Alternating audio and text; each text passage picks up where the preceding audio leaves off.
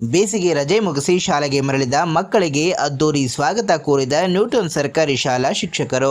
ಬೇಸಿಗೆ ರಜೆ ಮುಗಿದ ಹಿನ್ನೆಲೆಯಲ್ಲಿ ಸೋಮವಾರದಿಂದ ತಾಲೂಕಿನಾದ್ಯಂತ ಶಾಲೆಗಳು ಪುನರಾರಂಭಗೊಂಡಿದ್ದು ವಿದ್ಯಾರ್ಥಿಗಳನ್ನ ಅತ್ಯಂತ ಪ್ರೀತಿಯಿಂದ ಬರಮಾಡಿಕೊಳ್ಳಲಾಯಿತು.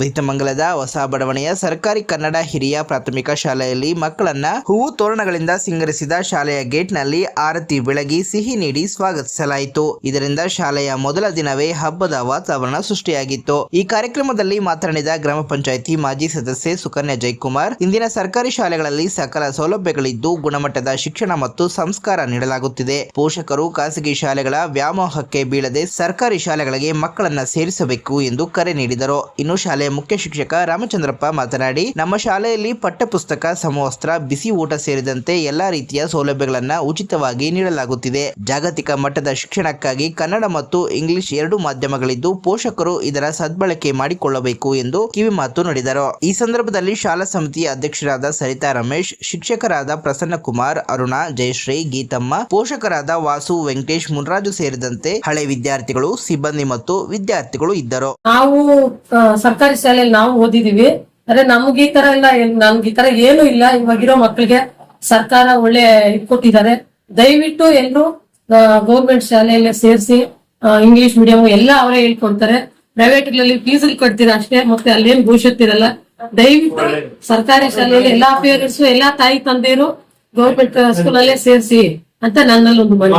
ಇದೇ ಜಾಗದಲ್ಲಿ ಹೋಗ್ತಾ ಇರ್ತೀನಿ, ಬರ್ತಾ ಇರ್ತೀನಿ.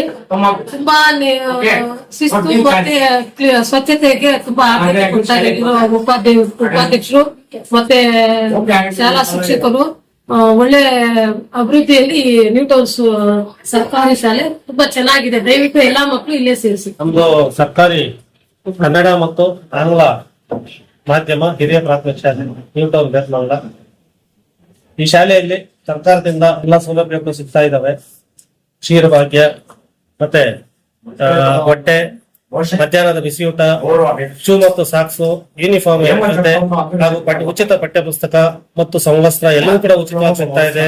ಮತ್ತೆ ವಿದ್ಯಾರ್ಥಿಗಳಿಂದ ಸಿಗ್ತಾ ಇದೆ. ಮತ್ತೆ ಒಳ್ಳೆ ನುರಿತ ಶಿಕ್ಷಕರಿದ್ದಾರೆ, ತರಬೇತಿ ಪಡೆದಂತಹ ನುರಿತ ಶಿಕ್ಷಕರು ನಮ್ಮ ಶಾಲೆಯಲ್ಲಿ ಇದ್ದೀವಿ. ಅದು ಸಬ್ಜೆಕ್ಟ್ ಒಬ್ಬ ಟೀಚರ್ ಇದ್ದಾರೆ, ಎಲ್ಲ ಸಬ್ಜೆಕ್ಟ್ ಟೀಚರ್ಸ್ ಇದ್ದೀವಿ. 1 ರಿಂದ 5ನೇ ತರಗತಿವರೆಗೂ ಬೈಲಿಂಗ್ವಲ್ ಅಂತ ಆಂಗ್ಲ ಮತ್ತು ಕನ್ನಡ ಎರಡು ಮಾಧ್ಯಮ ಇದೆ. 6 ರಿಂದ 7ನೇ ತರಗತಿ ಕನ್ನಡ ಮಾಧ್ಯಮ ಇದೆ. ಮುಂದಿನ ವರ್ಷಗಳಲ್ಲಿ 6 ಮತ್ತು 7ನೇ ತರಗತಿ ಕೂಡ ಇಂಗ್ಲಿಷ್ ಮಾಧ್ಯಮ ಸ್ಟಾರ್ಟ್ ಆಗುತ್ತೆ. ಅದಕ್ಕಾಗಿ ನಾನೆಲ್ಲ ಪೋಷಕರಲ್ಲಿ ಮನವಿ ಮಾಡುವುದೇನೆಂದ್ರೆ, ದಯವಿಟ್ಟು ತಮ್ಮ ಮಕ್ಕಳನ್ನ ನಮ್ಮ ಶಾಲೆಗೆ ಸೇರಿಸಿ ನಮ್ಮ ಶಾಲೆಯನ್ನ ಉಳಿಸಿ ಮತ್ತು ಬೆಳೆಸಿ ಅಂತ ಹೇಳ್ತಾ ನಾನು ಈ ಮೂಲಕ ನಿಮ್ಮಲ್ಲಿ ಮನವಿ ಮಾಡ್ತಾ ಇದ್ದೀನಿ. So today the new academic year is started June 1st, 2026-27. So according to my observation, every year, so we are hardly working for the for development of the students' progress. And this year, the government already announced to provide English medium, bilingual, Kannada and English also. So we are able to try every students to speak in English before leaving my school. That is my hobby and my goal also. Thank you.